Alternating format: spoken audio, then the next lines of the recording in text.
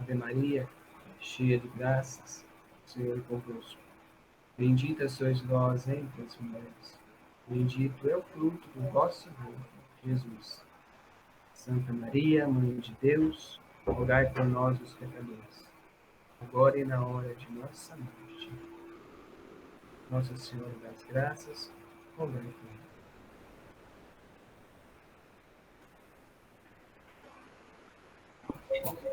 Irmã, a casa é... Boa noite. Boa noite, agora consegui colocar o som aqui e a câmera. Estamos todos à disposição da senhora pelo fogo, para a senhora tacar fogo na gente, tá? Tá bom, nossa. Então, eu acho que são as mesmas pessoas da última formação, né? Se não for, eu vou fazer uma breve apresentação. Eu sou a irmã Mônica, sou consagrada à comunidade Luz da Vida há 10 anos, sou religiosa há quase 2 anos,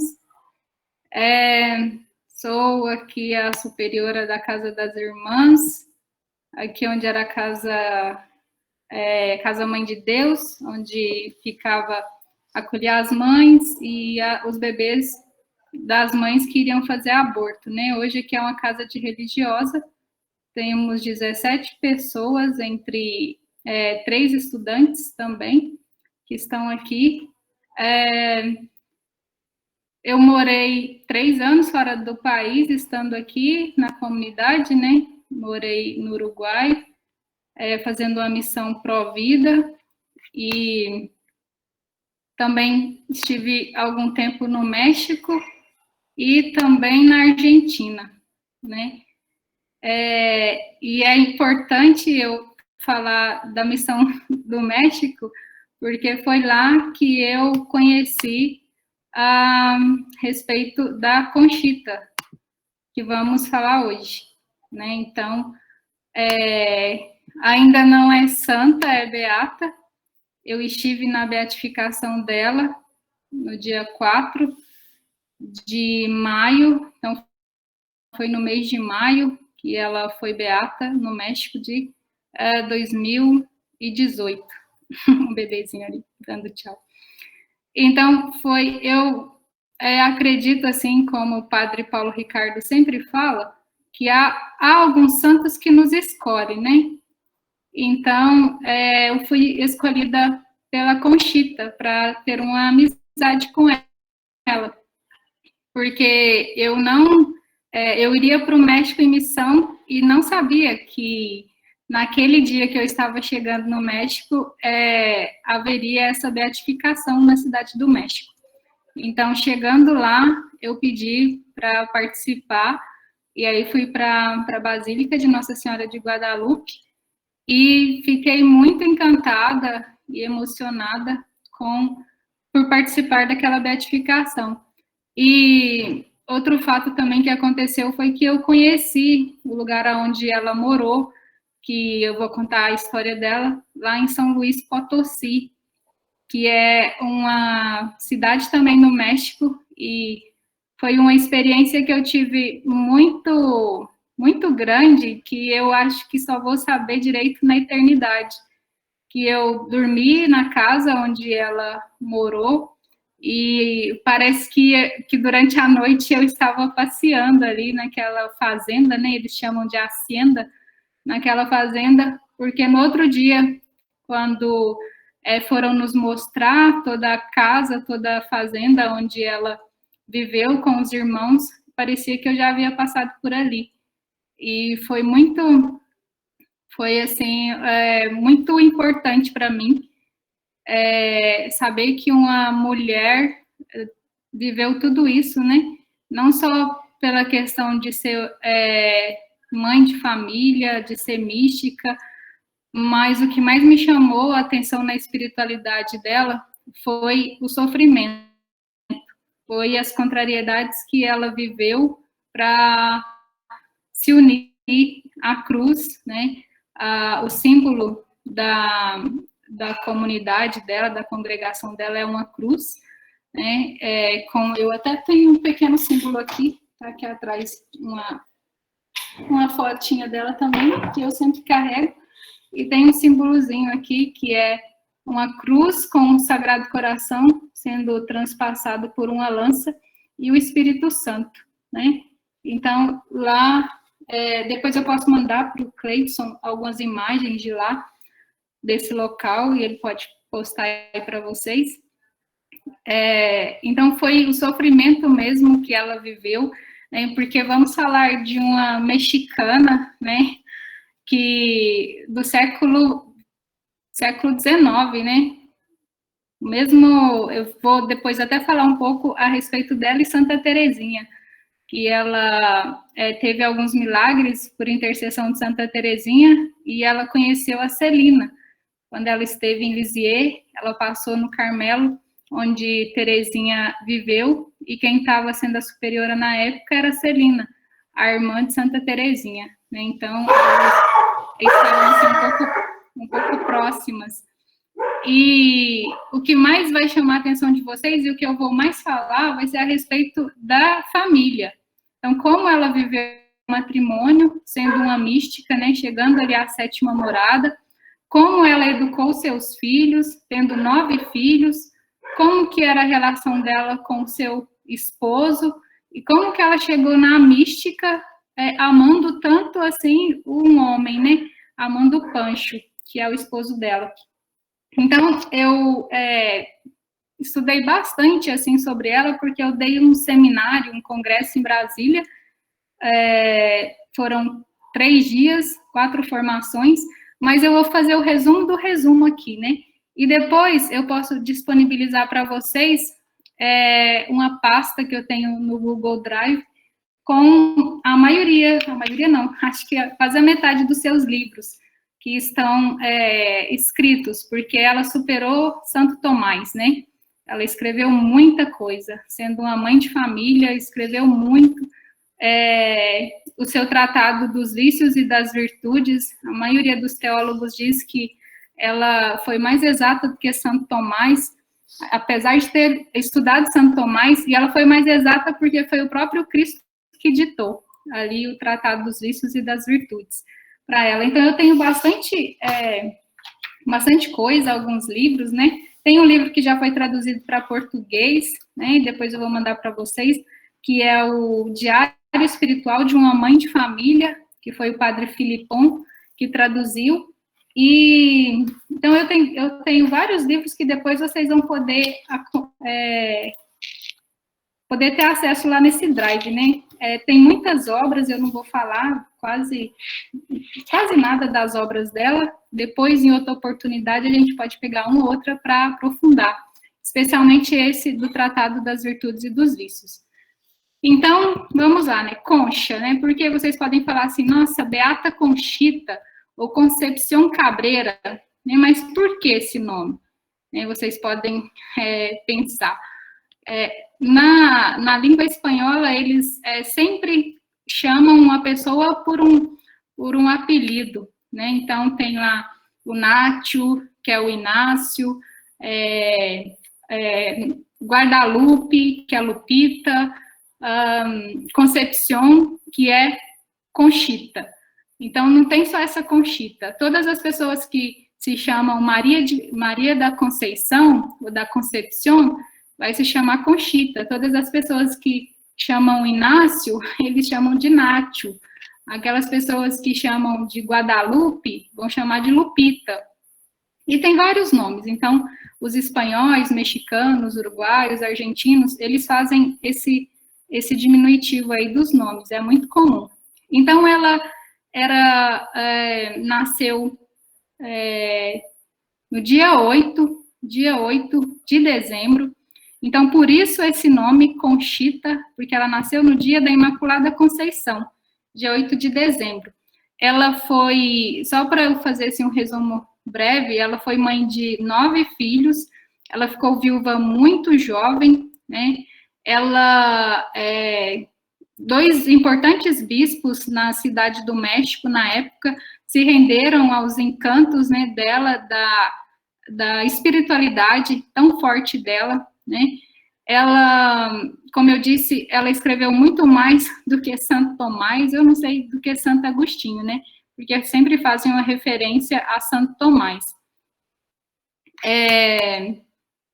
Que mais? Ela fundou 2 ordens, né? Que é também bem importante, que é uma ordem religiosa, que são os missionários do Espírito Santo, que são sacerdotes e já tem, se não me engano, 4 servos de Deus, prontos para serem beatos e santos também, e uma ordem religiosa que uma de suas filhas foi para essa ordem religiosa, que são as irmãs da cruz, né? Tem os religiosos da cruz, que é o símbolo também que está aqui nessa cruzinha que eu mostrei para vocês. Ela se casou com esse moço chamado Pancho, que eu vou contar um pouco da história dele também, para os homens, para ver a santidade deste marido, e para as mulheres, para perceberem também como que era a relação entre eles, né? Ela foi a Roma, conheceu o Papa Pio X, e foi indo a Roma, né, que quando ela conheceu o Papa Pio X, que ela passou lá em Lisieux. E é interessante, aqui em um dos livros vai falar que estava acontecendo uma calúnia lá, quando ela foi tentar fazer com que aprovasse os missionários do Espírito Santo. Aí, quando ela chegou em Roma, já várias pessoas foram até ela e disseram, olha, é melhor não falar com o Papa, porque já fizeram ali sua fama e não tá boa. E já tá falando que você é esquizofrênica, é doida, é um monte de coisa, tá querendo montar uma ordem. E aí, quando ela chegou no Papa Pio X, ele estava com o livro dela, que é um livro de cabeceira dele, que ele sempre lia. Acho que eu tenho ele aqui, não sei onde está. Aos meus sacerdotes, né? Porque ela tem esses missionários do Espírito Santo, são uma ordem de sacerdotes, e Cristo ditou para ela esse livro, Aos Meus Sacerdotes, que vai ensinar como que se ama a Cristo por meio o sacerdote, como que ele ama ao Cristo por ser o próprio Cristo encarnado aqui na Terra. Então, é um livro muito bom, muito espiritual, e aí o Papa Pio X estava com esse livro dela, que diz que era um livro de cabeceira. Então, a Conchita nasceu numa época no México em que estava acontecendo tipo que uma guerra, né, entre os Estados Unidos e o México, e os Estados Unidos querendo tomar ali algumas terras do México, inclusive até tomou, né, acho que Alta Califórnia e mais outras 3 cidades na época foram para os Estados Unidos, Alto México, Novo México, né, também, e o México perdeu, então, esses lugares. E aí ela vem de uma família que era bem influente, então, quando eu passei aí esse itinerário, eu não sei se o Cleidson passou para vocês, sobre o regulamento de vida, aí aqui a madre perguntou assim, mas ela não trabalhava, não? Aí eu falei assim, pois é, ela tinha uma situação financeira muito boa, então ela tinha as babás lá para os filhos dela, né, porque ele não fala muita coisa dela trabalhando.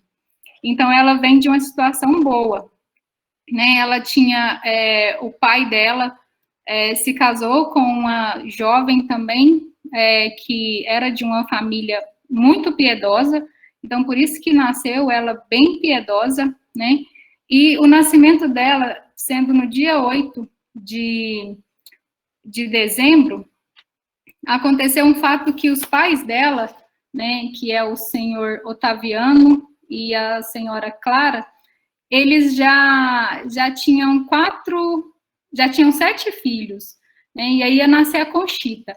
E aí eles chamam lá o pai dela e fala para o pai dela assim, olha, seu Otaviano, a sua esposa, a dona Clara, ela vai morrer se essa bebê nascer, então o senhor vai ter que escolher aqui, entre as duas, ou a dona Clara ou a Conchita, então veja aí como que já começou a vida dela, né, e aí o seu Otaviano não pensa 2 vezes, né, fala, é lógico que eu quero a minha esposa, porque eu já tenho 7 filhos, quem que vai cuidar de mais essa? Então, a rejeição dela aí, né? Então, eu escolho a minha esposa e não ela. E aí, o que aconteceu é que injetaram lá um líquido para que acontecesse um aborto, e ao invés do bebê sair, ele entrou mais ainda pro útero. Então, foi um milagre, e aí ela foi gerada, né? E depois dela, ainda, a dona Clara teve mais 4 filhos. Então, já é um milagre ela ter nascido, e aí, 2 dias depois, parecia que ela ia morrer, aí batizaram ela, né? Então, naquela época, no México, eles tinham uma devoção e uma piedade muito grande, e ainda tem, né? É incrível lá. E aí, eles batizaram ela no dia da festa da transladação que aconteceu da casa de Nossa Senhora, né, para Loreto, de lá onde estava, em Jerusalém, para Loreto. Então, aí foi a festa do batismo dela, foi dia 10 de dezembro, e aí ela ganhou o nome de Concepción Loreto Antônia. Antônia, porque os padrinhos tinham uma certa devoção a Santo Antão, que Antão, em espanhol, é Antônio do deserto, né? Não tem Antão, é Antônio do deserto. Então, aí, um outro fato também que vocês vão ver, não sei se tem alguma mulher melancólica aí, mas o que parece é que Conchita era bem melancólica, porque ela sofre de uma certa... Já levantar a mão ali. Ela sofre de uma certa neurose, assim, então, eu lendo os livros dela, eu me deparei com uma mulher mais melancólica, mais... cheia de problemas psicológicos. Então, eu não sabia muito bem, assim, o que era. Por graça, hoje eu voltei a ler algumas coisas e descobri que quando ela nasceu e ela ficou muito doente, a mãe dela também ficou muito doente, e aí não queria amamentá-la. Aí eles tinham uma ama lá do porteiro, que também tinha acabado de ter um bebezinho. E aí a ama pegou e começou a dar leite para a Conchita, levou ela para sua casa e começou a amamentá-la. E o que aconteceu foi que o seu filhinho morreu. Ou seja, ela escolheu dar ali a vida para a filha da sua da senhora, e o filhinho dela acabou morrendo. E aí parece que isso vai causar esse sentimento de dívida para o resto da vida da Conchita. Né? Parece ali que a sua vida interior começa a ter conflitos aí, mesmo ela sendo um bebê, uma criança, não sabia o que aconteceu, mas interiormente foi isso aí que parece que acarretou tudo isso. Que lá na frente, no livro, eu acho que eu não vou citar, mas fala que ela tinha muitas crises de consciência, de dívida com outras pessoas. Inclusive, quando ela, nesses 9 meses, desses 9 filhos, quando ela saía na rua e estava amamentando, ela dava de mamar para outros que estavam bem magrelos ali. Então, tem uma história que ela pega alguns bebês que não podiam, alguns bebês de mães que não podiam amamentar, e ela amamenta por conta desse peso aí, dessa dívida de que ela sofreu quando tinha acabado de nascer. Então, isso é o que eu falo, assim, da questão dela, né, dessas neuroses dela. E, assim, tem um fato também, vou contar um pouco da história dela do início, do relacionamento com o Pancho, porque, não sei se dá para eu compartilhar, será que dá? Deixa eu ver aqui, eu vou tentar a tela inteira, acho que vai dar. Para eu compartilhar um pedaço do slide, lá também nesse drive tem o slide, quando eu dei essa palestra lá em Brasília, só para eu mostrar aqui para vocês um pouquinho. Onde está o slide aqui? Tá compartilhando, viu, irmã? Tá? Tá? Sim, tá compartilhado aqui. Tá bom. O slide é muito grande, não daria para eu... Só se fosse em 4 dias também. 74. Aqui. Deixa eu tentar mostrar o Pancho aqui. Aqui. Então, tem uma imagem aqui dela e dele. Então, fala-se que ela era muito bonita, né? Aqui está uma imagenzinha dela, até solta. Essa imagem dela, e esse aqui é o Pancho, que eu conheci a casa, os objetos deles, muitas pessoas falam que não sabem o que ela viu nele, né? Porque ele era estrábico, ele parecia que estava olhando para ela, mas estava olhando para o outro lado. Tinha esse bigodão aqui, e dizem que era muito magrelo. E aí não sabem o que aconteceu para ela se interessar por ele, porque ela era cortejada até pelo governador de São Luís de Potosí, na época. Depois eu vou mostrar os filhos dela, deixa eu ver se dá para eu mostrar aqui nesse slide. Não sei o que eu fiz aqui, agora acho que eu aumentei. Agora eu diminui demais. Porque eu vou falar também a respeito dos filhos dela. Onde que tá? Aqui. Essa foto acho que o Cleiton também utilizou aí na arte, né, alguns dos filhos dela. Então, ela era uma jovem, que bom eu saber que dá para compartilhar, agora eu não sei como que eu vou descompartilhar. Aqui, interromper. Aí. Então, ela era uma jovem muito, muito bonita mesmo, né? Aos 14 anos, ela já começou a ir ali para os bailes, né? E aí, eu tinha uma apostila aqui bem grande, que aí eu vou começar a dar uma olhada aqui. E aí, ela, até o governador da época se apaixonou por ela. E aí, esse governador cortejava ela, queria se casar com ela, já tinha conversado com os pais dela. Só que ela conta aqui que teve uma noite que ela foi para um baile, e se não me engano tinha, acho que 26 pretendentes para dançar com ela. Veja, 26 pretendentes para dançar com ela. E aí ela gostou do Pancho, né? Que é esse moço aí que eu mostrei, que parece que de beleza não tinha nada, e acima de tudo ainda era pobre.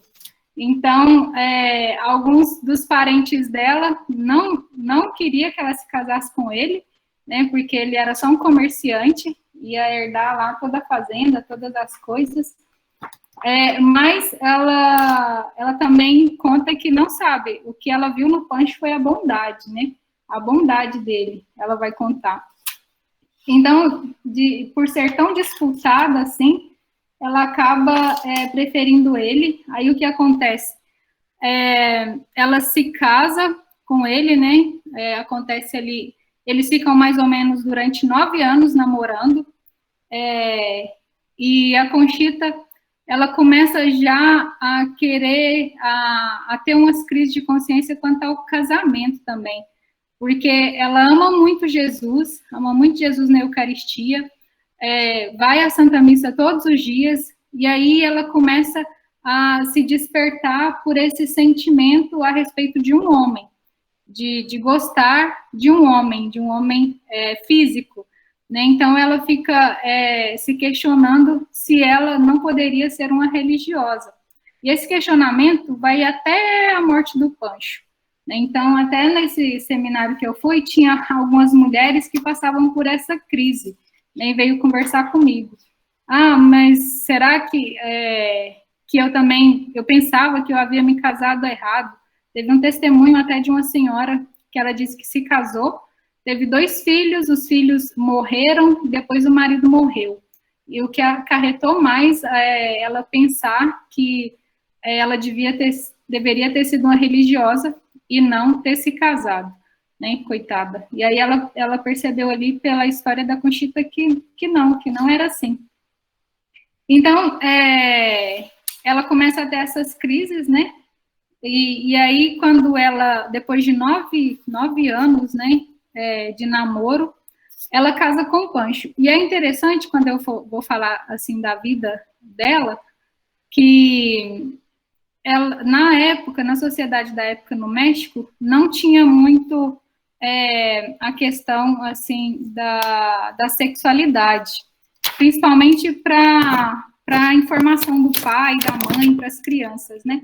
Então, quando ela se casou com o Pancho, ela achava que os filhos viriam assim, o padre ia dar uma bênção, pegava a mão dos dois, e quando o padre abençoava, pronto, está grávida. Então, ela imaginou que seria isso. E tamanha a ingenuidade dela. Ela não sabia que teria todo esse processo de amar um homem e tudo isso. Então, isso para ela foi um choque, né? Aqui no livro, vai até o capítulo é descrito a decepção. Então, ela termina o casamento, ela acha que também os pais dela a acompanhariam até a sua casa nova, ficariam um tempo, e não, ela vai sozinha para lá com o Pancho. Então, porque na época, o que o autor também desse livro fala, com a maior propriedade, é que a igreja, né, a religião, ela via a sexualidade como apenas um mal necessário para a procriação, só isso. Né? E então ali no ato conjugal não havia carícias, não havia nada disso, né? Nada. Então era como se fosse um acasalamento entre o homem e a mulher, e um não descobria, não conhecia o corpo do outro. Então foi isso que aconteceu. Até porque eu vou contar a história aqui, quando ela corta o peito dela, ela pega uma navalha e corta o seu peito e escreve ali as iniciais JHS. Depois eu vou até mostrar para vocês uma figura. E esse JHS, né, que parece Jesus na hóstia consagrada, significa Jesus Salvador do mundo, salva-os. Ou seja, foi uma intuição que ela teve. Ela diz no livro que de marcar o corpo dela como se marcasse um gado. Tamanho o amor dela por Jesus, ela queria ficar marcada. Então, ela pegou ali um dia uma navalha e se cortou, escrevendo Jesus Salvador do mundo, salva-os, ou seja, JHS, e depois queimou com, tipo, ela fala que é tipo um ferro incandescente. Ela mesmo colocou isso no peito depois de escrever, e o autor fala que não sabe como que ela sobreviveu, porque o negócio inflamou, teve muito pus, ela colocou tipo que 2 pratos assim no peito, e o Pancho, o marido dela, nunca ficou sabendo disso. Inclusive, eles tiveram outro filho depois disso. Ela estava amamentando um, e também ela escreve que não sabe como que esse filho dela, como que ela ainda conseguiu ter leite ali para amamentar esse filho. E o Pancho nunca ficou sabendo dessa ferida, né, que ficou durante vários meses ainda até cicatrizar, e ela sofreu muito com essa ferida que ela quis se marcar em uma certa homenagem a Jesus. Né? E aí também ela teve essa confusão, né, como eu disse aqui, desse amor dela por Jesus na Eucaristia e pelo Pancho. Só que antes do casamento, ela fez o Pancho fazer um juramento, isso é bem importante, ela fez o Pancho jurar que a deixaria todos os dias participar da Santa Missa. Então, todos os dias, ela acordava de manhã, ia para a Santa Missa e o Pancho ficava com as crianças, até ela voltar. Então, isso é importante, né, entre o casal, o marido e a mulher. Seria bom que os dois fossem a criança, mas como ela tinha muitos filhos, então ela pediu para ele, para sempre, para todos os dias, deixar ela ir à Santa Missa. E ele consentiu, e aí ele ficava com as crianças para ela. Outro fato, também já falando dos filhos dela, né, então ela teve 9 filhos, dentre esses 9, eu vou enumerar aqui, acredito que 4 ou 5 morreram, né, e morreu de um jeito bem dolorido, né, para ela também, porque ela sofreu bastante com a morte dos filhos. Aqui, sobre a regra de vida, eu coloquei para vocês, depois eu vou falar dela, né, de como... Deixa eu, então, aqui falar um pouco dos filhos, eu sei que o meu tempo é bem corrido, eu vou falar as coisas mais importantes da vida dela. Então, como foi o primeiro filho dela que faleceu, posso até compartilhar aqui o slide rapidinho, só para a gente ver essa sequência da morte deles.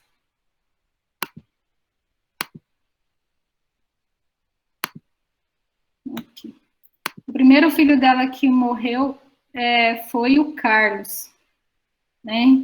Ele tinha 6 anos de idade e ele morreu de tifo. É um tipo de febre que dá, acho que é isso mesmo. Então, ele tinha apenas 6 anos. Esse filho dela morreu antes do esposo dela, antes do Pancho morrer. Então, o primeiro filho foi o filho Carlos, né, que morreu de tifoide. Teve essa crise por 2 vezes, né, no México, e teve também na Espanha. E aí ela perdeu tanto o Carlos, e depois ela vai perder o marido também, da mesma doença. Né? Aí começa, então, o sofrimento dela, porque ele tinha... o Carlos tinha apenas 6 anos de idade quando morreu, né? Ela fala que era um anjo que Deus tinha dado para ela, e aí ela vai entregando a cada filho, né? Por exemplo, ela fala que ela fechou os olhinhos dele, o vestiu como se fosse um jesuíta, porque ela queria que ele fosse um jesuíta, e aí ela fez uma oração de entrega, entregando a sua alma, a alma dele para Deus. E depois morre o seu esposo, ele morre aos 42 anos, ela tinha apenas 39, e ele morreu também de tifo.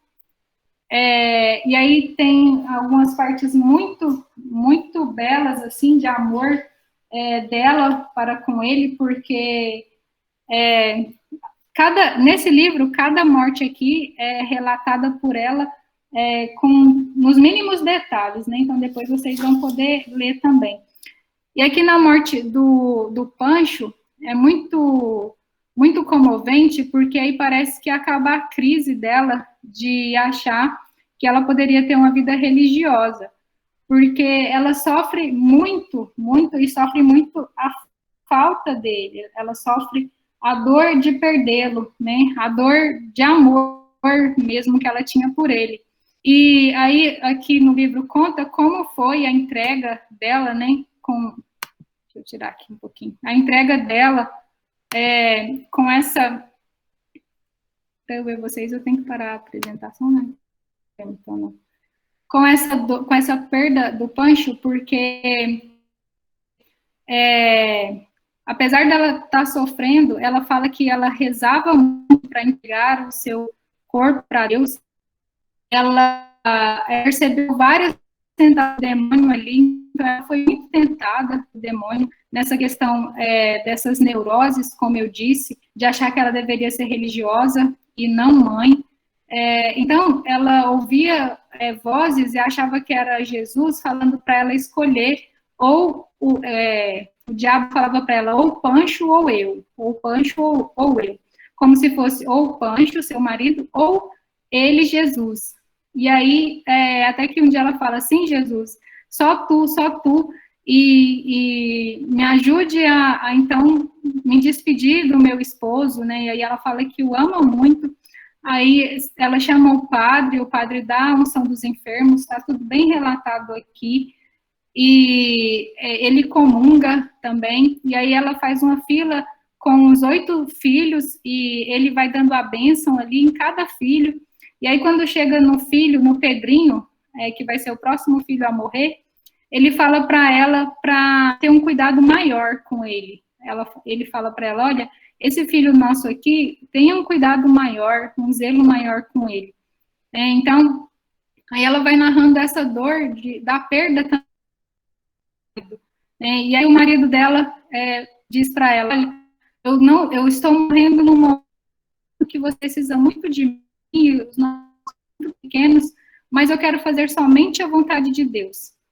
Então ele morre, depois ela sonha com ele no purgatório e pedindo oração, e no dia de Santa Teresa, ela fala que no dia de Santa Teresa, dia 15 de outubro, ela pede a Santa Teresa para dar, tipo, que uma certeza de que o Pancho está no céu, e aí ela tem essa certeza, ela sonha com ele no céu, né, vendo ele lá no céu. Então, aí depois dessa perda do Pancho, o que acontece é que ela vai perder o seu filho, que é o Pedrinho, acho que ele tem 4 4 ou 2 anos, quando ele vai brincar perto de uma cisterna, perto de um poço. E aí outra questão de consciência, né, que acontece com ela, é que ela ouve o Pedrinho chamando a ela, né, e ela não vai até onde ele está. E aí quando o outro irmãozinho chega até ela está na cozinha e fala que o Pedrinho caiu no poço. Quando ela chega, ele já está lá dentro da cisterna, aí ela consegue tirá-lo, abraça ele já, narra que ele já está bem gelado, ou seja, ele já está morto, e aí ela começa a ter uma certa crise de consciência, porque ela acha que ela foi responsável pela morte do filho. Aí ela passa na rua, as pessoas começam a chamá-la de assassina, ela escuta voz chamando ela de assassina o tempo todo, e ela começa a ter outra crise de consciência, porque ela acha que algum dos filhos empurrou ele no poço. Então ela começa também a sofrer com isso, pensando que algum dos filhos dela poderia ser um assassino, e querer, sem ter percebido, jogado o filho dentro do poço. Mas depois, rezando, ela também consegue passar por essas tentações, né? Então, ela era muito tentada nessa questão, né? Esse outro filho dela, o Pedrinho, a Conchita, depois da morte, eu acho que eu não contei para vocês, né? Estava bem aqui para eu falar no início, a respeito do porquê que ela tem esse apostolado da cruz e porquê que ela o seu carisma é a prefiguração, ou seja, a união com o crucificado, né? Ela no início do livro fala que ela perdeu um irmão, né? Um irmão que ela amava muito, que chamava Manuel, já era casado. Esse irmão tinha já 2 filhas, tinha 5 anos de casado, e aí ele estando lá na casa dele, nessa fazenda que eu conheci, quando ele sentou, ele estava com um revólver, com a arma, e esse revólver disparou e perfurou o crânio dele, e ele veio a óbito ali na hora. Então, diante desse acontecimento, que ela estava presente, ela disse que ela perdeu totalmente o desejo das vaidades da terra. Ela tinha, se não me engano, 14 anos, e já estava indo para os bailes, e já estava cheia de vaidades. E aí ela disse que quando acontece uma perda, assim, acontece duas coisas, né? Ou a pessoa se contra Deus, totalmente de Deus, ela ainda se aproxima mais. E aí o que aconteceu com ela foi essa aproximação ainda maior, né, de Deus. E aí foi a partir daí que ela disse que começou então essa vida de cruz, que ela percebeu que ela tinha esse chamado para sofrer e para expiar aqui na Terra pela salvação das almas. Acontece com a Conchita também a questão da transverberação, né? Então, assim como Santa Teresa, ela também recebe ali a transverberação, né, que é o matrimônio espiritual que acontece, né, e isso aconteceu com ela ainda casada. Então, por isso que eu vou abrir aqui um parêntese que eu não falei antes, que Jesus, a desposa no matrimônio espiritual, ela ainda estava casada com o Pancho. Então, os casais aí que acham que sétima morada não é para vocês, então ela é a prova viva de que é assim. E é interessante que tem uma parte que vai narrar que nessas crises de consciência dela, ela fala, né, para Jesus que ela não conseguiria se unir a ele por causa do Pancho. Então, como que ela se iria unir a ele, sendo que ela era casada? E aí, em um desses diálogos dela com Jesus, Jesus fala para ela, veja, Conchita, ou veja, né, minha esposa, o que você faz ou deixa de fazer, tá, desse jeito, né, com seu marido, na carne ou na natureza, isso não me importa. O que me importa é o seu espírito. Então, ele faz, né, digo uma divisão, mas essa separação do que importa ali é a alma dela, é o espírito dela, né? Então, aí foi a partir daí que ela teve essa consciência, né, ainda maior, dessa união plena com Cristo, mesmo estando casada ali com Pancho, e para que não sofresse mais tanto essa questão dos escrúpulos, né, ou a questão mesmo da consciência. Tô vendo. Vocês têm alguma pergunta até aqui? Ou tá dando para entender, apesar de eu estar correndo bastante? Tá ok? É até 9 horas, Humberto? O horário? Eu esqueci. Irmã, é até a hora que a senhora acabar. Tá bom, então vamos lá.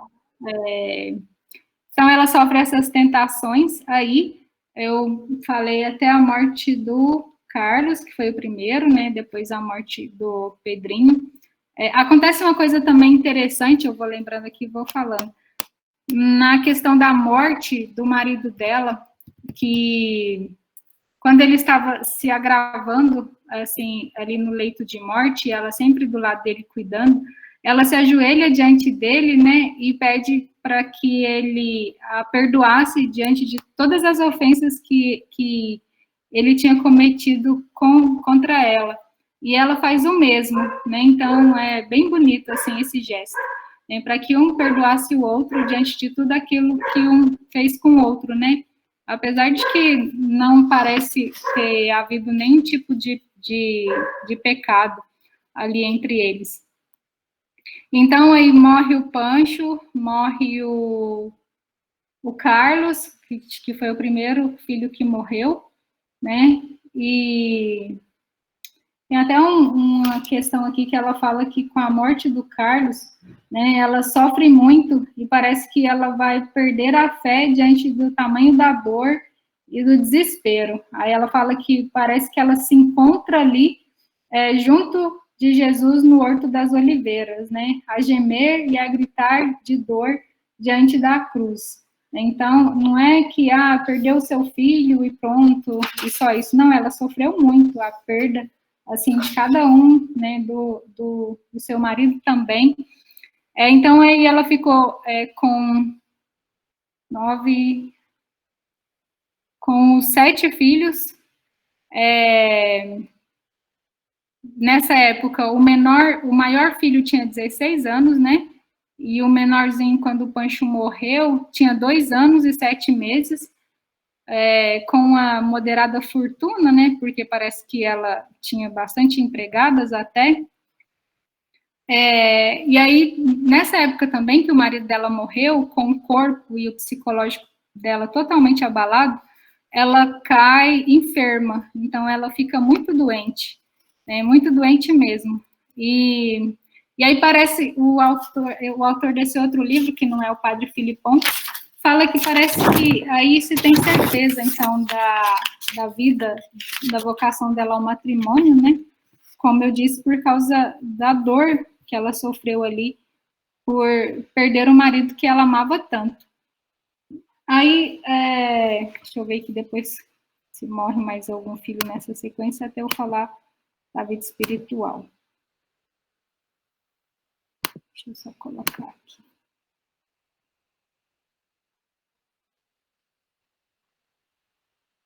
Estou compartilhando. Sim.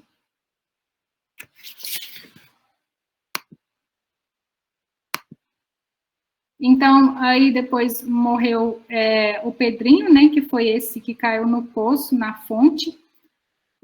Depois morre o seu filho Pablo, também de tifo, então foram 2 filhos, né, que morreram de tifo. E esse filho Pablo, ele já era um adolescente, né, então a dor da perda dele também foi bem grande, porque ela foi ensinar o filho ali a morrer, né, então ela vai entregar o corpo dele, né, como se estivesse entregando ali para a morte, e é bem triste. Deixa eu ver se eu até acho que essa parte dessa entrega,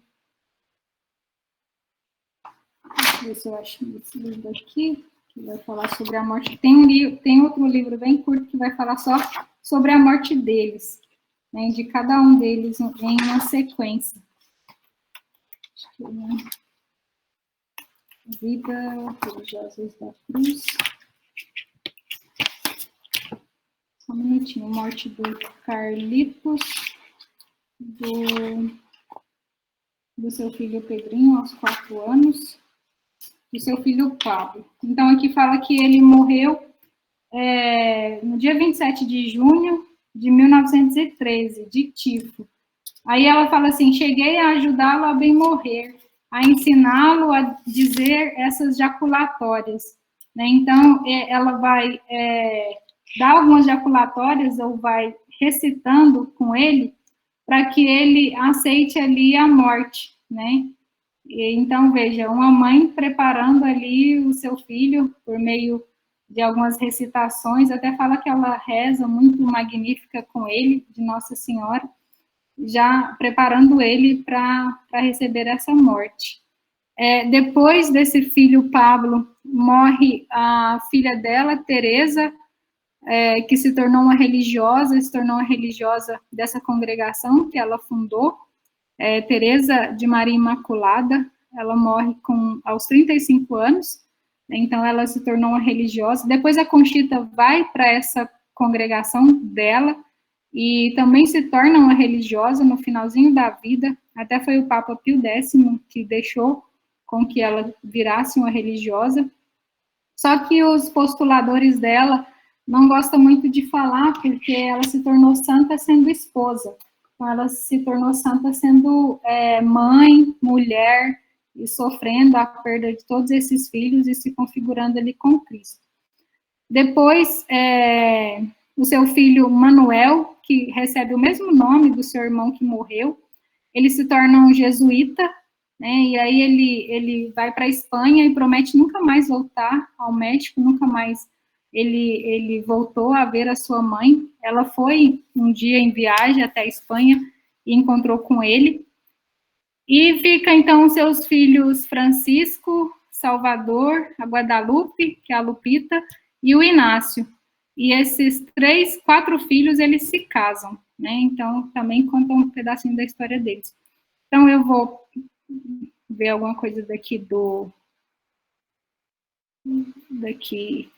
desse slide. Eu vou tentar passar um pouquinho mais rápido, mas eu vou deixar ele lá para vocês. Tem algumas coisas em espanhol, mas é um espanhol bem fácil, só para depois vocês se aprofundarem um pouco mais. Porque o que eu estou falando hoje é muita coisa, então é bem superficial, é muita coisa a respeito da vida dela.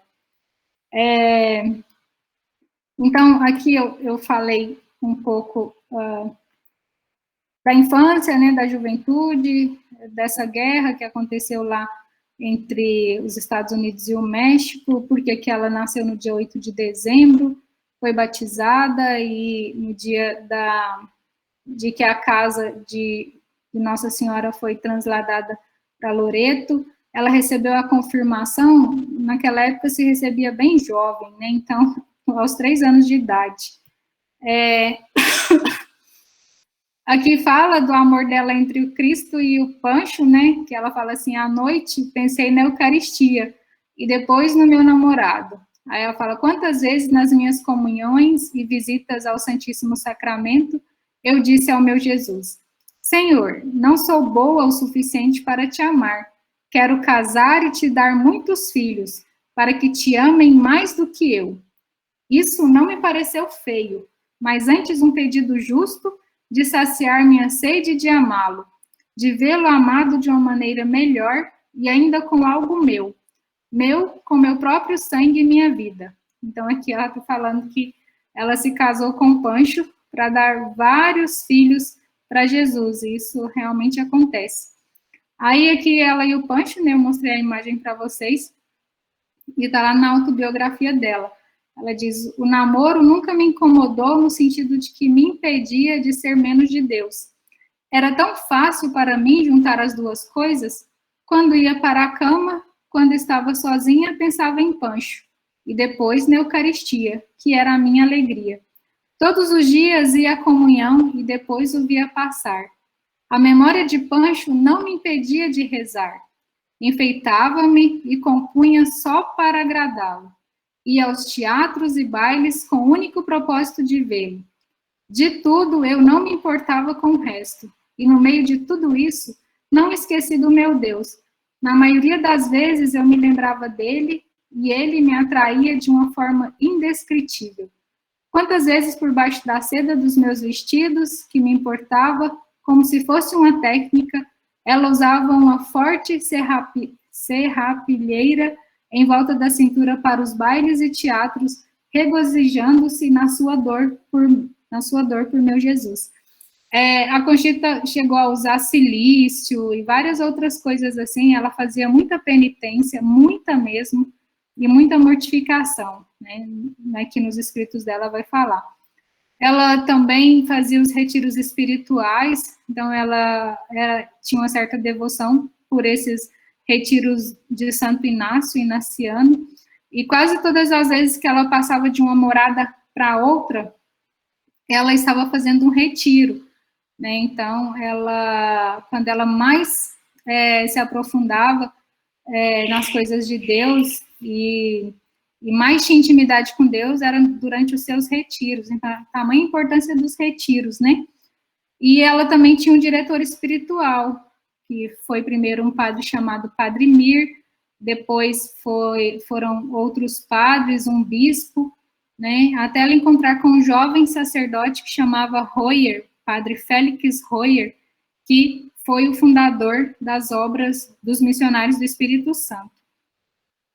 Essa aqui, então, é o holograma, que eles chamam monograma, ao qual ela cortou o seu peito. Então, ela escreveu um H, um JHS no peito, com essas iniciais que significa Jesus, Salvador dos homens, salva-os. Então, o grito de dor da Conchita, quando ela fez esse monograma no peito, foi o desejo da salvação das almas. Então, ela, ao acabar de fazer, fala que ela veio uma grande dor e um grande gozo por ela estar se oferecendo ali em sacrifício para a salvação das almas.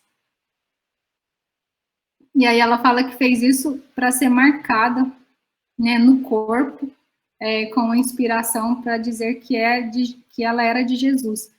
Então, aí aqui o desposório, ou noivado espiritual, Jesus sempre dizia para ela o que ia fazer, né, antes, né, com ela, já começava a prepará-la num retiro ou em uma oração mais profunda para dizer para ela que aconteceria uma união mais perfeita.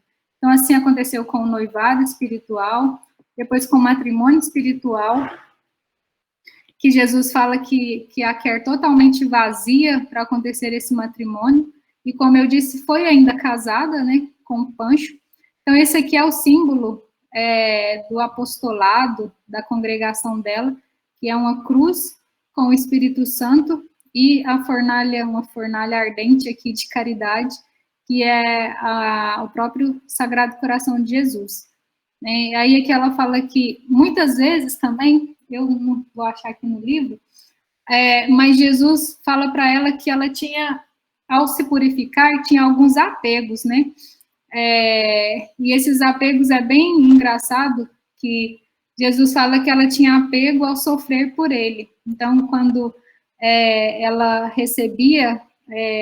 quando recebeu a transverberação, né, que foi essa dor no coração, por Jesus estar tomando totalmente seu coração ali, chagado, Jesus fala para ela que não é para ela sentir dor e achar que ela merece, e quando ela todos os dias vai comungar com o sacerdote, apenas com aquele sacerdote, Jesus fala, olha, não importa que sacerdote seja, eu que estou me dando a você. Então, Jesus vai purificando ela em pequenas coisas, né, para que ela possa ser perfeita.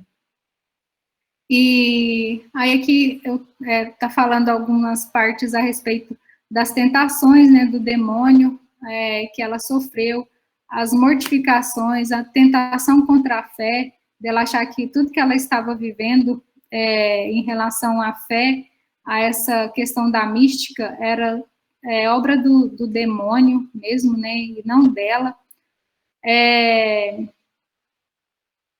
Quando fala do marido, né, que ele não se importa com a natureza dela, mas que o próprio Cristo age no espírito, né, dela também.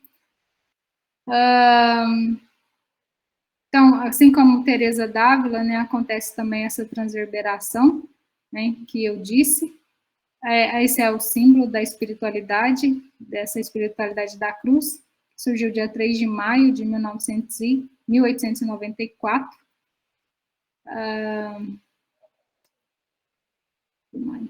Jesus, tudo é inspiração de Jesus, e é Jesus falando com ela, como que vai ser os apóstolos missionários do Espírito Santo, ou as missionárias da cruz, que é a outra fundação. O matrimônio espiritual dela acontece no dia 9 de fevereiro de 1897. Eu tenho toda essa cronologia também, para depois vocês acompanharem, tá bem? Aí aqui Jesus fala para ela: quero presentear a tua alma com a tua alma como minha prometida, que aqui acontece o casamento, o matrimônio espiritual. Ela tem uns livros que chamam Contas de Consciência, né, que são, se não me engano, 16 tomos, e é aí que fala que ela escreveu mais que Santo Tomás. Então, a experiência da transverberação, que é bem parecido com de Santa Teresa, e ela vai narrar a dor, né, ela fala que era como se fosse uns pichaços que entrava e saía do seu peito, como se fosse uma espada, que a espada era colocada ali no seu peito e tirada, né? Então, é a mesma coisa que aconteceu com Santa Teresa, nesse matrimônio espiritual. E ela fala que dói, que sofre dor física, que o seu lado, até seu braço direito estava doendo diante da transverberação. E aqui, como eu disse, ela continuava casada com o Pancho, né? Porque ela fala: meu marido foi sempre um modelo exemplar de respeito e carinho que me ha dito vários sacerdotes, que Deus me escolheu excepcionalmente, pois foi um exemplar esposo e de virtudes. Aqui vai falar da morte, né, dele, que ela fala que Jesus, naquela noite, é como se desse a ela um cálice, né, de tamanha tristeza, e que ele a fez tomar, que Jesus a fez tomar gole a gole, diante do sofrimento, da perda do seu marido Pancho. Aí ela aqui fala que um ponto que ela quase não toca é as contas de consciência, né, dos seus filhos, sendo que levava um cuidado maior, o cuidado dos seus filhos era o que mais levava ali tempo, né, na sua vida. E é interessante que ela vai, nas suas orações, né, para as mães e para os pais, ela vai, tá aqui, ó, isso aqui, nas orações dela, ela vai entregando cada filho. Veja só que bonito isso aqui, na oração dela. Senhor, Pancho, mantenha-o naquela retidão e sanidade que você deu a ele, que ele seja sempre honrado como pai. Dê a ele o suficiente para se casar, se for conveniente, o Pancho aqui suficiente para se casar, se for conveniente para ele. E se não, interrompa esses relacionamentos, se não for. Então, esse aqui é um filho dele, né? Esse aqui é um filho dela, que ela está falando. Era um filho que queria se casar. Depois ela fala do Inácio. Senhor, que Inácio cuide de si, tão jovem e entre tantos perigos, conserva-o naquela pureza de consciência que lhe destes. Depois reza pelo filho Pancho, pelo filho Pablo, que é aquele que morreu de tifo também. Que ele seja tudo para ti, encoraja a sua humildade e obediência. Tem 2 filhos dela que se casam, que ela escreve uma carta também, contando como que eles têm que cuidar das esposas dele. Né? Tem essa carta também aqui no livro, muito bonita, muito mesmo, quando ela escreve para os filhos, para como que eles devem ser maridos. Depois ela reza pelo Salvador, Senhor, Salvador, que ele use essa vivacidade de caráter. Senhor, aquela Lupe, que é a filha dela, Lupita, tão viva e tão pronta para as virtudes, faça com que não desvirtue Manuel e a Concha.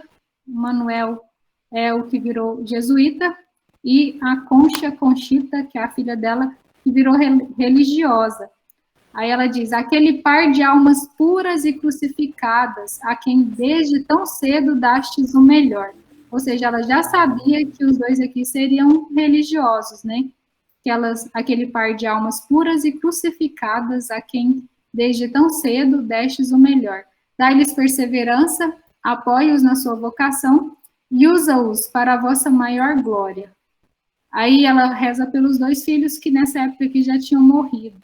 Senhor, meus 2 anjos, Carlos e Pedro, que estão no céu, que eles atendam sempre ao pé do seu trono. Então, muito bonita assim, essa oração dela, que ela sempre faz para os seus filhos e para o seu esposo. Vou passar um pouquinho mais rápido aqui. Esse aqui é o sacerdote, que é o padre Félix Roiger, que é o que ela encontra, e depois ele volta para a França, e passa 10 anos na França, e ela rezando, porque Jesus já havia falado para ela que ele seria o fundador dos missionários do Espírito Santo. Veja que a roupa deles tem a logo, né, que ela fez no peito dela, que é Jesus, Salvador dos homens salvos.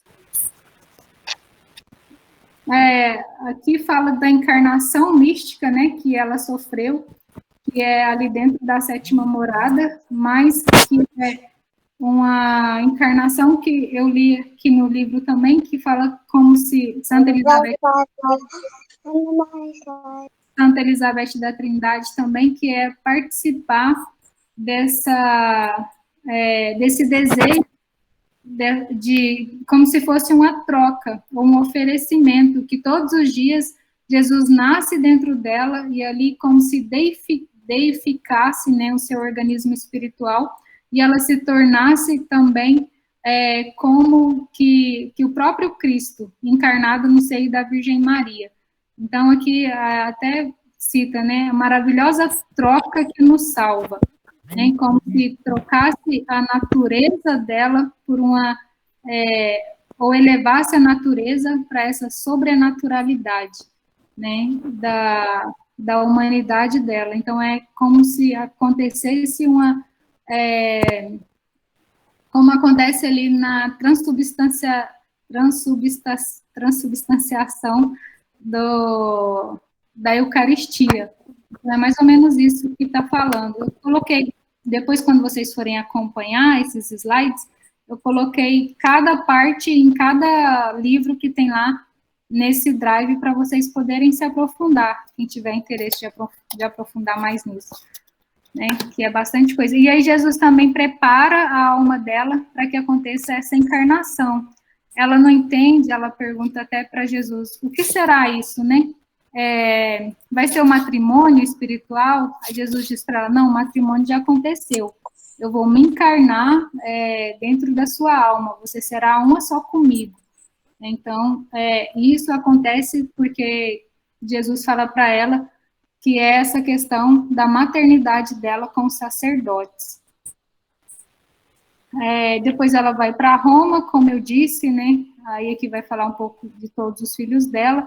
Ela vai se encontrar com o Papa Pio X para pedir a aprovação dos missionários do Espírito Santo. Aqui ela tem essa audiência. Morre a filha dela. Essas obras dela, esses escritos que eu coloquei aqui, tem tudo lá nesse drive. Eu tenho alguns livros físicos também, né? Aqui são as publicações, as biografias. Esse livro do Filipon tem lá nesse drive, e esse livro que eu usei mais, que fala sobre a vida dela, que é esse aqui, A Amante de Cristo, do Fundo de Cultura, também tem, que é um dos melhores, né? Aqui outros escritos. Então, ela escreveu bastante, apesar de ser mãe, esposa, né? Alguns textos também.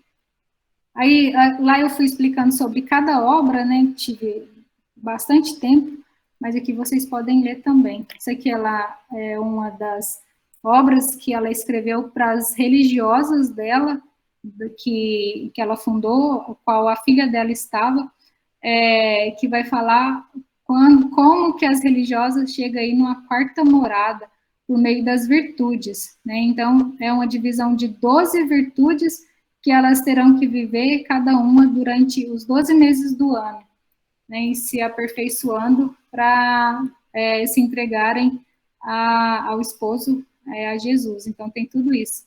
É especialmente dedicado ao noviciado, à preparação do noviciado dessas religiosas. Aqui outros livros que ela foi escrevendo, essa Cadeia do Amor, tem um livro dedicado à oração do Pai Nosso, também. As estações da alma é como se fosse as moradas de Teresa.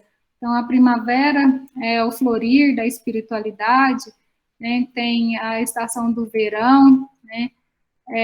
O qual acontece uma certa impotência da alma. Então, é como se fosse também a via purgativa, iluminativa e a unitiva. Então, a alma, como se a alma passasse pelas quatro estações. Então, por isso que chama as estações da alma. É muito interessante. Esse diante do altar são orações também que o próprio Jesus falava com ela ali quando ela estava em adoração, na Eucaristia. Esse aqui é o símbolo dos sacrários. Em cada igreja que conhecemos no México, é esse símbolo aqui, que é o próprio símbolo da espiritualidade dela, que é o Sagrado Coração, transpassado por uma lança, e aqui um fogo, e em cima descendo uma pombinha do Espírito Santo. Esse livro é muito, muito profundo também, que vai falar sobre a vida espiritual do sacerdote. O próprio Jesus falou para ela o que quer com os sacerdotes, como que eles podem se santificar, como que eles podem ser puros, e vai falar a respeito de cada item também da Santa Missa.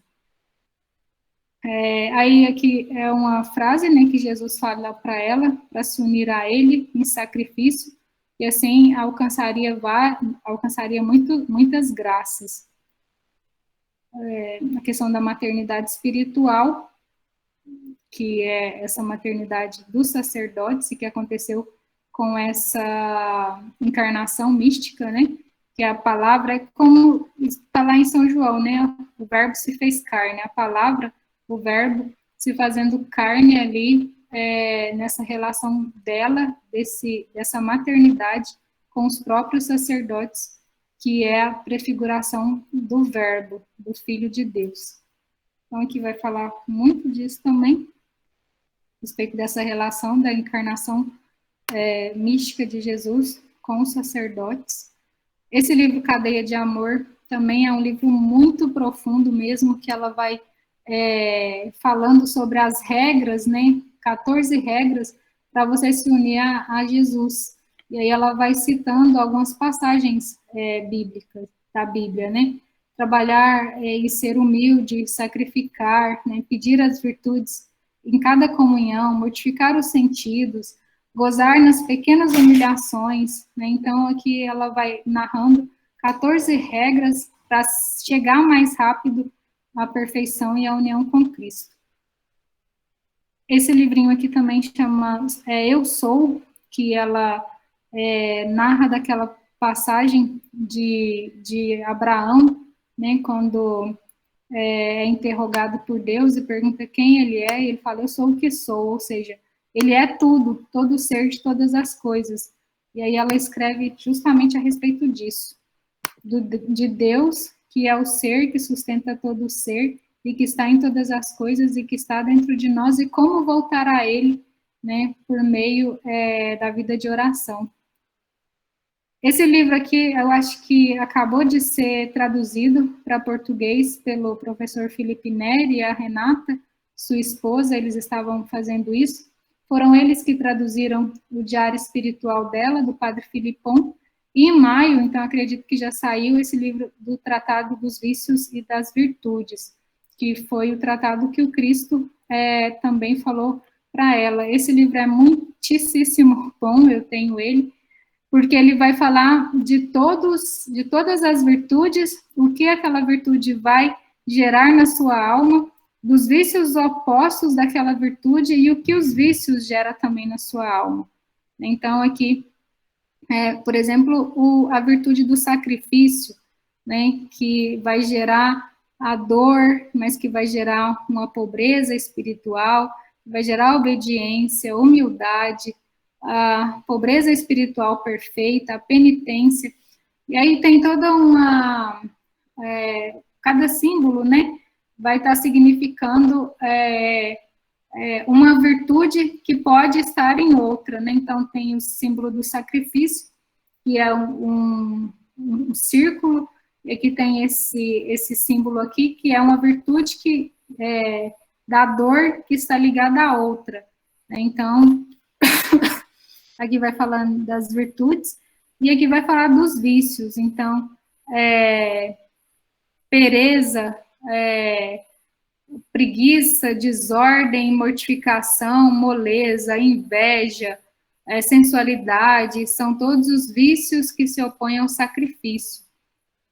Então, é muito bom. Aqui é o vício, a virtude da humildade, que é o próprio verbo de Deus, traz a humildade, que aí dá a alma docilidade, benignidade, modéstia, mansidão, retidão, abnegação, pureza. E aqui está o verbo de Deus, que é Jesus, e aqui está quem é que desencadeia todos os vícios, né?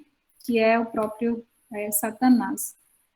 Virtudes do recolhimento, os vícios opostos a ela. Então, esse livro é muito bom.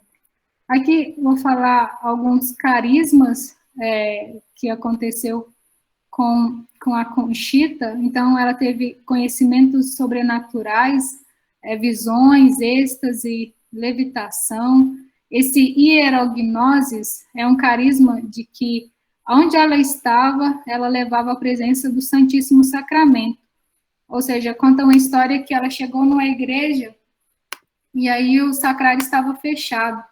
E quando ela chegou, o sacrário se abriu e Jesus Eucarístico ficou lá diante do sacrário para que todos pudessem adorá-lo. E aí, quando ela saiu daquela igreja, daquela capela, Jesus na Eucaristia voltou para dentro do sacrário.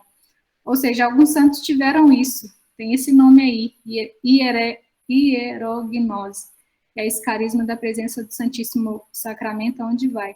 Aconteceu a transverberação, como Santa Teresa. Ela tem várias profecias, que também está escrito nesses livros, né, especialmente a respeito do Concílio Vaticano II. A encarnação mística, né, e inclusive quando ela morreu, o seu rosto ficou semelhante ao rosto ao Santo Sudário, ali ao rosto de Cristo, né, na sua morte. Aconteceram alguns milagres depois da sua morte. Eu tenho vários vídeos, várias coisas também que um amigo do México fez quando antes dela ser beatificada, para a beatificação dela.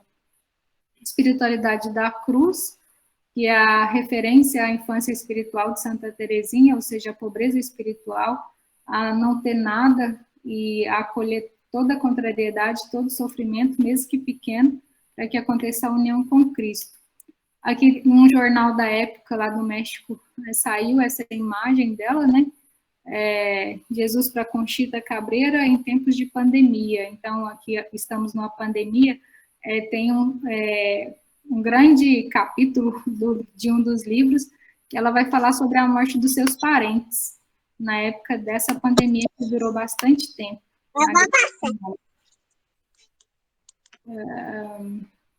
Aqui ela morreu, então, como a maioria dos santos, totalmente abandonada, né? Como Jesus morreu lá na cruz, né?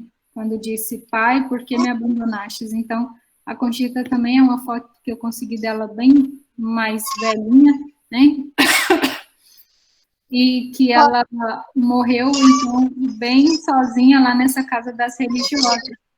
E ela morreu, foi sepultada, né, como autorizou aqui o Papa Pio X, com o hábito o hábito das religiosas da cruz, que é a congregação que ela fundou.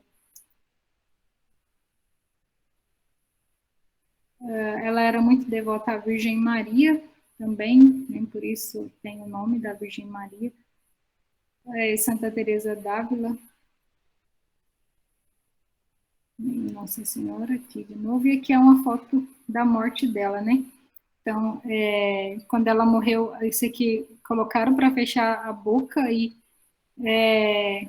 colocaram ela num caixão, e o caixão ela já estava bem pesada. Conta uma história de que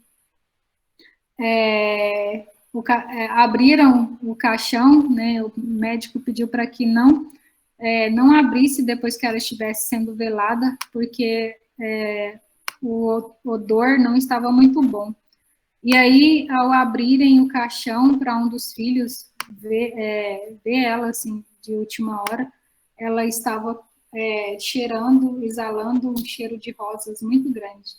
Então, ali, quando ela já tinha acabado de morrer. Bem, eu acho que isso, foi bem corrido, né? Eu tentei falar em menos de uma hora, uma coisa que é muita coisa. Então, eu tenho várias apostilas aqui, bem grandes, bem grossas, vários livros, que eu vou disponibilizar aí para vocês, se alguém quiser se aprofundar na vida dela e ter ela como uma intercessora até para a vida de vocês, que eu não conheço, assim, outra santa atual e que viveu tudo isso, né? Viveu mesmo a sétima morada, a união perfeita com Cristo, estando com filhos e com o marido, e mesmo assim ela se dedicava à vida de oração. Amém, irmã. Que bênção. Gente, tem alguma pergunta aí para a irmã?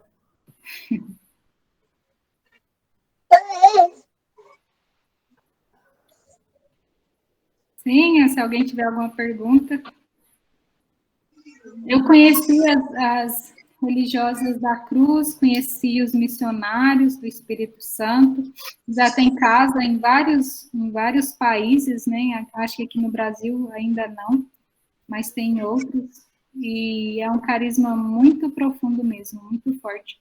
Para os tempos atuais mesmo, né? Essa questão de Santa Teresinha, que é uma espiritualidade parecida. E aí se mover para si para que aconteça essa união nas pequenas coisas, nas pequenas contrariedades. Irmã, eu vejo que essa época do ano foi nesse período aí, foi um período, parece que mudou santidade no mundo, né? Acho que foi quando Fátima apareceu também, foi a Conchita, acho que de Santa Teresinha também viveu nessa época, não foi? Sim, tudo no finalzinho do século XIX. Assim, a minha dúvida fica parecendo que o inimigo, ele foi mais astuto que a igreja nossa, né? Porque diante de tanta dádiva, como que nós não progredimos, né? Hoje eu vejo que a maior dificuldade nossa, por exemplo, de viver o que a Conchita viveu, talvez nós não, só na misericórdia de Deus para a gente viver, mas talvez nossos filhos, que nós aprendemos que temos que educar eles nas virtudes, talvez eles podem ter uma sorte melhor, né, do que a gente. Mas assim, eu queria que a senhora desse uma dica para nós, que a gente pode aí no meio desse mundão doido do jeito que está, né, a gente educar os nossos filhos aí para uma felicidade mais fácil, né, do que nós estamos buscando. Sim, então parece que essa questão mesmo dessa educação de preservar os filhos, né, por meio dessas questões sensíveis do mundo, né? Então, muita coisa. Veja bem, a Conchita, ela educava os seus filhos até para morrer bem, Né? Imagina o que não é uma dor de um pai falar para o filho que ele vai se preparar para a morte. Né? Então, já educar para essa questão das contrariedades, né? O Luiz Antônio tem falado muito isso, né? Que se o seu filho, ele não tem contrariedades, ele não vai crescer nas virtudes. Então, como você disse, vamos educar nossos filhos na virtude. Se eles não forem contrariados, que virtudes que eles vão ter? Eu digo contrariado ali na questão, eu quero isso. Não vai ter isso agora, né? Então, aí vai ter o que? A virtude do sacrifício, de sacrificar, igual tá lá esses vícios e virtudes do livro dela. Pode ser preparado para as crianças mesmo, né? A virtude da humildade, tudo a criança acha que está sofrendo algum bullying, em que está muito comum, sofrendo alguma coisa, não, você está sendo humilhado para você crescer na virtude da humildade. E tudo colocar ali, já desde criança, a questão do Cristo. De em tudo, ela poder ver o que o Cristo passou, mesmo ela sendo criança. Fala para ela ali que tem o Jesus criança, que também sofreu, mas sofreu para fazer a vontade de Deus. Então, as virtudes, nós mesmos só temos virtudes se nós conseguirmos no nosso dia a dia sofrer as contrariedades. Então, na questão da impaciência. Então, peraí, eu vou ser paciente com o meu marido, né? A questão dos temperamentos, né? Como eu falava. Então, parece que o marido dela, ele era de um temperamento difícil, e ela já um pouco mais triste, melancólica, com essas questões de consciência, de escrúpulo. E ali ele não só suportava, né? Mas amava essa diferença dela. Então, o marido também amar as diferenças que a esposa tem, ter essa paciência. Então, tudo aquilo que é contrário àquilo que gostaríamos de fazer, até com os filhos, a gente educá-los para ter virtude, né? De sofrer essas contrariedades. Que tudo a gente é contrariado, porque como nós não somos desse mundo, então vamos ter contrariedades. Eu falando a respeito do Santo Rosário para as crianças, eu falava a respeito de cada virtude que você pode buscar em cada meditação do terço, mesmo sendo criança, dessa questão da contrariedade. Então, eu quero subir em tal lugar. Não vai poder fazer isso. Então, vou ser contrariada e não vou ficar emburrada. Eu vou buscar o quê? Eu vou perceber que estou matando a minha vontade, mas estou obedecendo o pai e a mãe. Então, pequenas contrariedades assim, que vai dar virtude para os seus filhos. Amém. E educar mesmo na fé. Então, veja o quanto ela falava de Deus para os filhos dela, né? E o tempo todo. Então, uma esposa, uma mãe, uma dona de casa, tem filhos espirituais, se sacrificam para que os seus filhos vivam a fé. E todas essas tentações que ela passou, depois ela sempre fala que era questão de fé. Quando ela começava a achar que eram vozes dela, e aí o diabo entrava. Ou seja, quando você tem uma certeza de algo que Deus te falou, tenha certeza que é Deus, não duvide disso. Né? Busque seu diretor espiritual para que ele até confirme, mas é a fé, porque muitas vezes ela rezava, acontecia alguma coisa, e ela começava a duvidar daquilo que Deus falou para ela. E a maioria de nós fazemos isso também. Não, parece que eu não estou rezando mais nada. Vai passar por uma secura e fala, não rezo nada, não estou rezando bem. Eu acho que eu nunca estive próximo a Deus, eu acho que eu estou lá embaixo ainda. E o que não é verdade, você está passando por uma secura para você viver de fé, de tirar o que é sensível, né, de rezar mais no espírito. E aí a pessoa regride achando que não, isso é uma própria tentação do demônio mesmo. Amém. Então é isso. Eu vou depois passar o link lá do Drive e vocês podem entrar e utilizar à vontade esses livros, tá bom? Como eu disse, está no espanhol bem fácil. Vamos rezar, vocês então. Se aprofundarem mais na vida dela. Então, vamos rezar uma Ave Maria para a irmã e vamos colocar ela, né, no nosso jejum de amanhã, pedindo para que Deus fortaleça a vocação dela, para que ela possa levar muitas almas para o céu, né?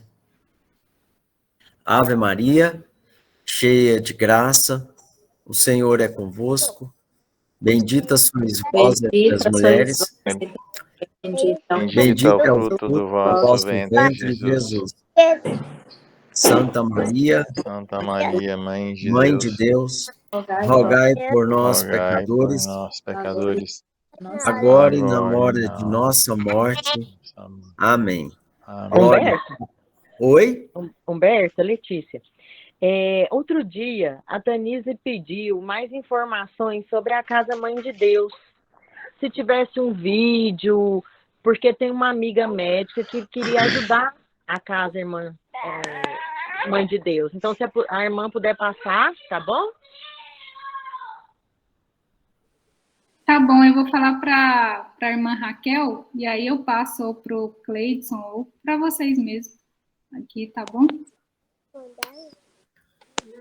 Muito obrigada. Amém? Então, Ronaldo, vamos encerrar aí com a música para nós. Enquanto o Ronaldo reza aí, que a gente possa ficar abençoado, né? Em nome do Pai, do Filho, do Espírito Santo. Amém.